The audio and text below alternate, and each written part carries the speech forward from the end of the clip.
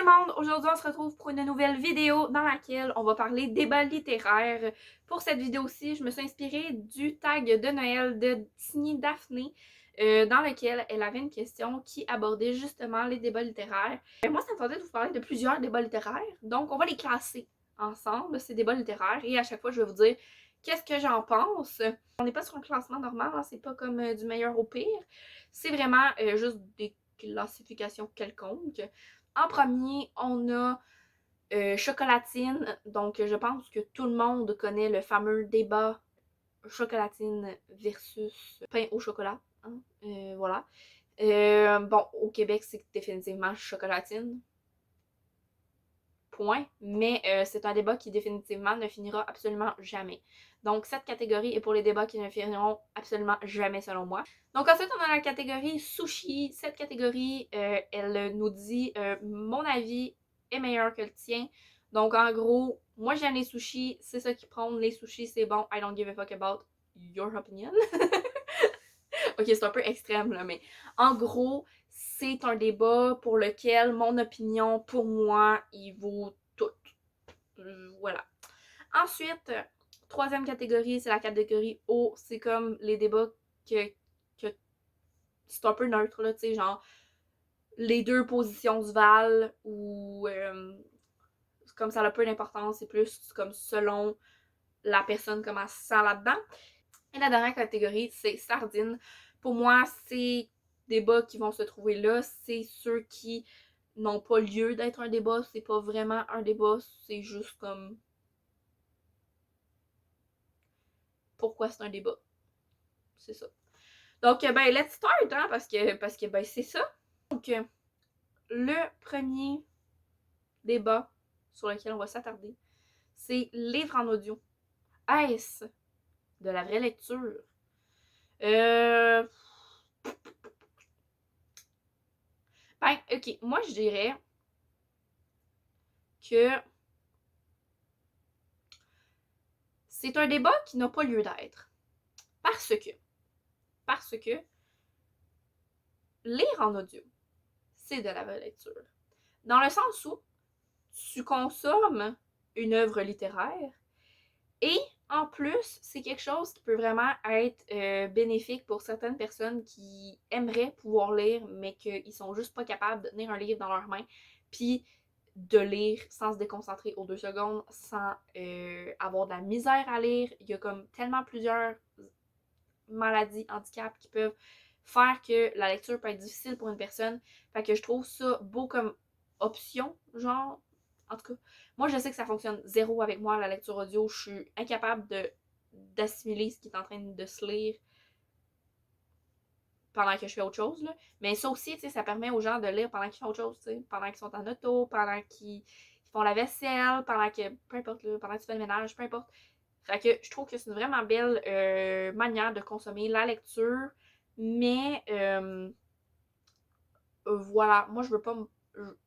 Ouais, sardine, ça peut être ça aussi. Je veux pas me positionner là-dessus, ok, parce que je trouve que c'est beau. Mais comme en tant que tel, est-ce que tu lis? Non. Mais tu consommes une œuvre littéraire. Donc oui. Je vais m'arrêter là. Je me trouve un peu intense. Donc, ensuite, livre versus adaptation. Adaptation, je parle ici d'adaptation cinématographique ou en série. Donc, qu'est-ce que se passe avec ça? C'est un vrai débat. Pas vraiment. Ouais, on va le mettre dans Sardine aussi. Je vais vous expliquer. L'affaire, c'est que un lecteur va généralement souvent trouver que le livre est meilleur que le film, sans se poser de questions. Mais j'ai déjà vu des très bonnes adaptations qui ne sont pas 100% le livre parce que tu ne pourras jamais mettre avec un média visuel ce que représente un média. Je sais pas trop comment vous dire ça. C'est quoi un livre? C'est un média écrit? Ouais, c'est ça, un média écrit. Fait que c'est un peu difficile de comparer les deux, tu sais. Ça se compare très très mal. Fait que de dire. Ouais. Puis il y a des gens qui aiment pas la lecture. Ils ont le droit de pas aimer la lecture. Ils vont écouter le film puis ils vont être satisfaits ou pas. pour consommer une œuvre. Fait que pourquoi pas? Je vois pas le débat là-dedans. Tabarnouche. Hey, je vais être vraiment poche. Ils vont tous se ramasser dans la sardine, donc quand même pas. ME versus auto-édition. Ça, je vous dirais que je vais mettre ça dans sushi. Parce que pour moi, les maisons d'édition, oui, font un très beau travail, mais c'est tellement difficile de rentrer en maison d'édition, de se faire publier en maison d'édition, que je peux comprendre que des auteurs préfèrent se rendre dans le monde de l'auto-édition où non seulement ils vont pouvoir contrôler à 100% le produit final, mais en plus, ben, ils savent que leur œuvre va être publiée, parce que c'est eux autres qui le font. Puis oui, je suis consciente que c'est quelque chose qui est disponible à tout le monde, l'auto-édition. Je veux dire, n'importe qui peut le faire. Puis ça veut pas dire, c'est pas un gage de qualité, mais je pense que tu peux aussi suivre les gens que tu sais que ça va être de la qualité, tu sais.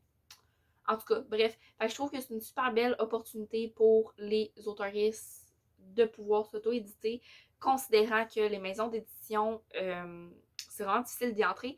Et même si c'est pas un gage de qualité, je pense que de plus en plus, les autoristes qui se lancent dans le projet sont conscients et veulent offrir un produit de qualité aux lecteurs, veulent faire de leur mieux, donc se munissent d'une équipe qui va leur permettre d'avoir le résultat le meilleur possible. Et ça n'empêche pas qu'il y a des maisons d'édition que c'est pas top ce qui se passe comme sortie. Fait que j'ai rien en tête présentement, mais c'est pas tous les livres qui sont publiés non plus qui sont bons, là, je veux dire, fait que regarde, moi je pense que maison d'édition et auto-édition se valent. Il n'y a pas de versus ici. Tout se vaut. Maintenant, papier versus numérique, ça va direct dans chocolatine, c'est même pas de question. C'est probablement le débat dans tout ce que j'ai là qui va jamais finir, mais genre jamais de chez jamais. Genre, il y a des gens qui sont pas d'accord avec le numérique, il y a des gens qui sont comme oui, le numérique, mais le papier se remplacera jamais. Ça, c'est mon point de vue. Puis il y a des gens qui ne jurent que par le numérique. OK. Ouais, pourquoi pas. Mais mon point de vue, là, je vais développer mon point de vue, c'est que oui, papier, c'est vraiment très bien, c'est le fun. L'expérience ne pourra jamais être la même avec une liseuse sur un ordinateur, sur un téléphone, que en papier. Ça ne pourra jamais. C'est une expérience unique, lire en papier. Donc voilà. Mais le numérique a tellement d'avantages sur un autre point de vue, juste au niveau du transport, au niveau du prix, que comme ça vaut la peine aussi, si c'est pas quelque chose qui te dérange, de te procurer du numérique. Donc, ouais, non, je pense que juste ça en vaut la peine. Puis pour moi, les deux sont bons, les deux ont leur force, mais aussi leur faiblesse. Donc, ouais, pas mal ça. Ensuite, petite versus grosse pâle. Ça, je vais mettre ça comme d'en haut. Dans le sens où, pour moi, c'est neutre. Je veux dire, ça va, c'est propre à chacun. Il y en a qui sont vraiment pas à l'aise d'avoir une pâle de comme 100 livres, là. Il y en a qui sont vraiment très à l'aise d'avoir une palle de 300 livres, tu sais. C'est vraiment variable à chacun. Puis, bon, ça va aussi avec comme, est-ce que je suis capable de lire un livre quand il rentre dans ma palle ou c'est genre, il va jamais en sortir, tu sais, c'est un peu ça aussi.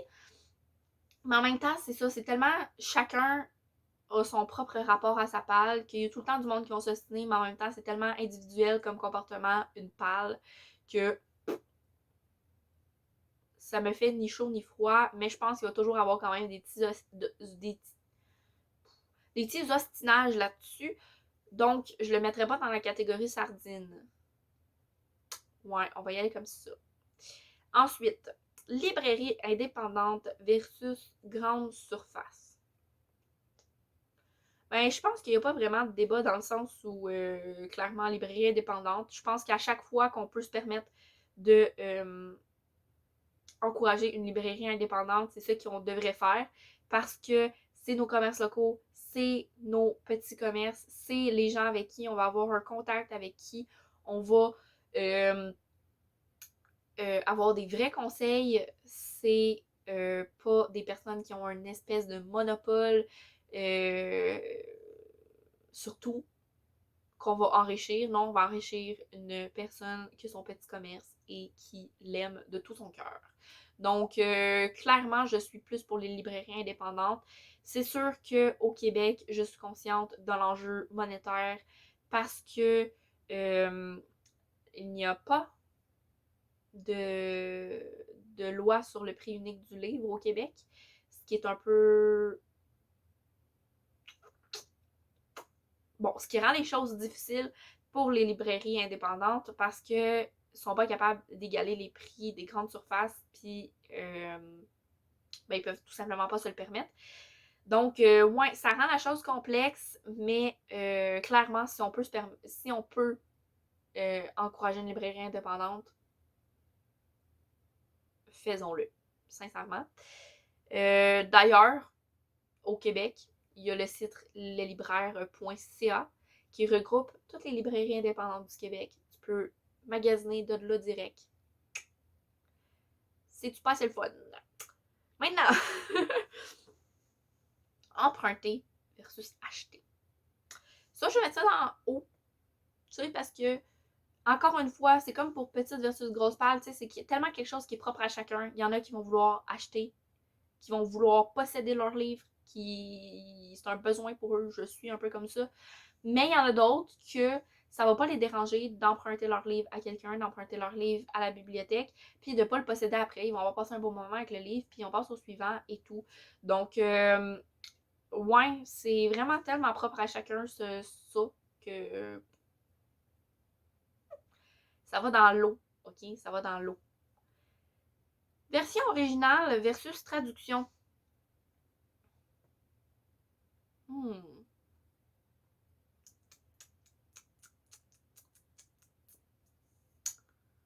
Hmm. Est-ce que vous voyez mon hésitation? J'hésite entre chocolatine, je vais vous parler quand même. J'hésite entre chocolatine et sushi parce que...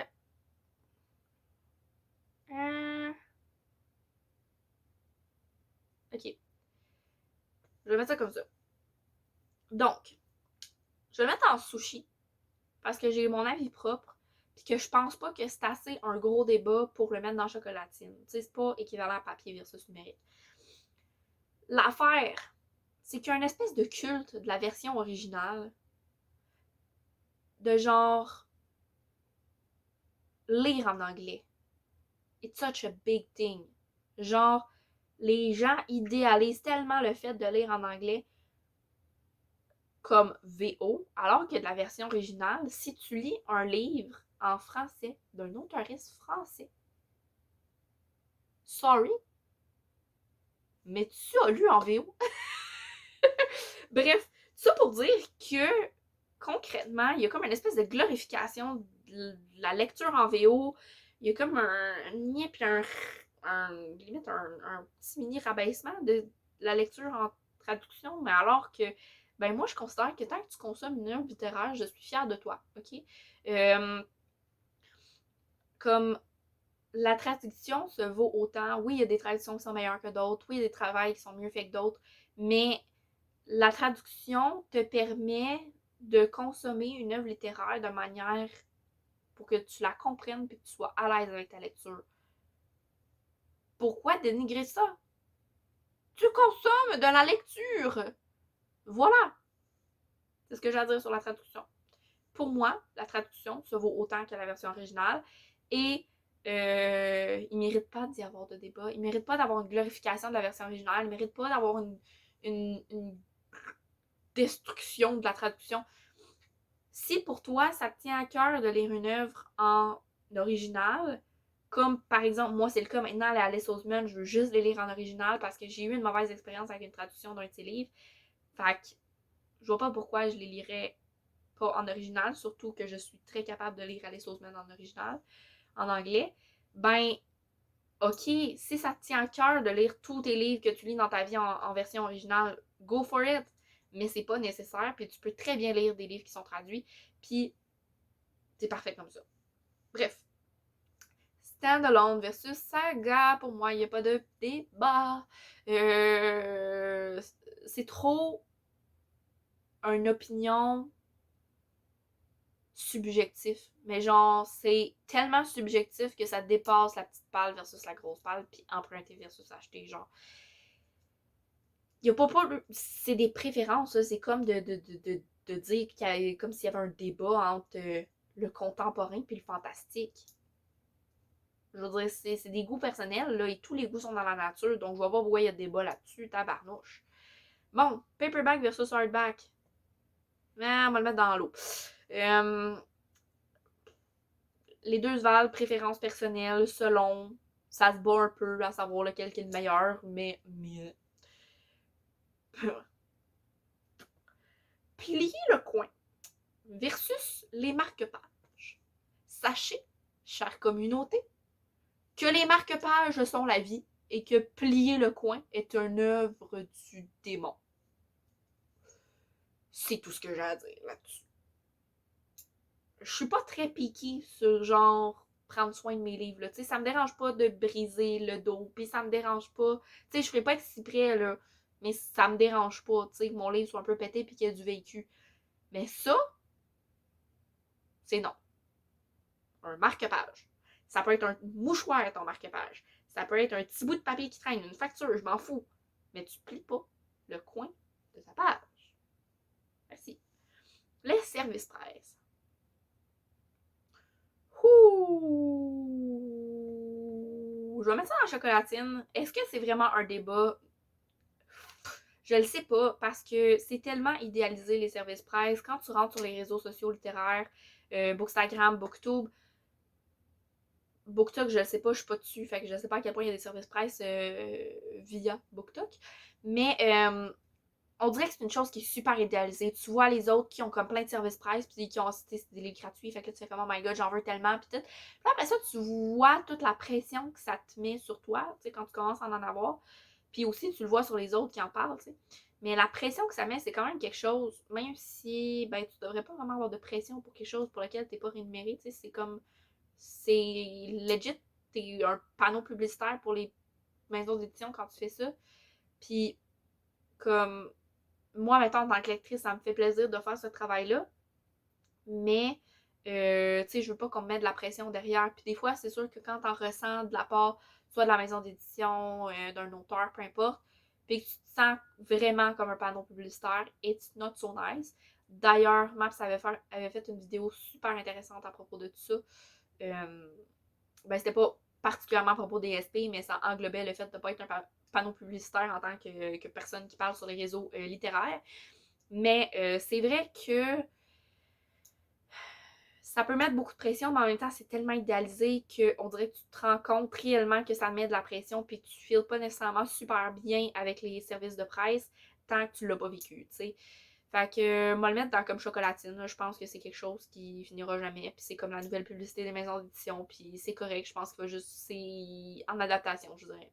Ouais, je dirais ça. Donc, voilà, c'est ce qui conclut ce petit tier ranking.